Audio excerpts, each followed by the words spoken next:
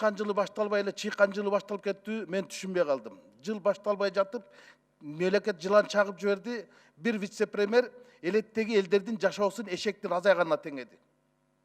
Дагы бир вице-премьер чек арадан чыдабай, чыгып кеткен адамдарды чыккынчы деди. Кече дагы бир өкмөттүн өкүлү галстугуңар жок деп мугалимдерди зекип атат. Баткендеги адамдардын жашоосу галстук менен оңоло турган болсо, анда биз галстук сатып берейик бюджеттен карап. Бул эмне деген дөпүрөстүк.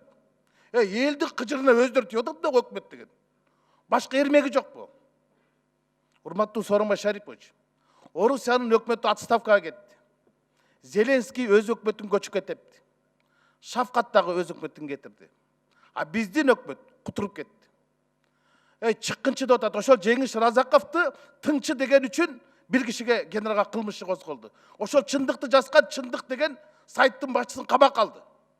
А бул элди чыккынчы деп атат. Не, ошол жердеги элдерге чыккынчы деген соттун чечими барбы? Элге эмне тийишет? Элден айлап кетпейби? Урматтуу Сооронбай Шарипович, эртең коопсуздук кеңешинде мынагу өкмөттү тартипке салып коюңуз. Тизгинин кагып коюңуз. Болбосо элге эрегишип алыптыр. Эл энесин таанытып коет. Ушуну айтайын дедим. Рахмат.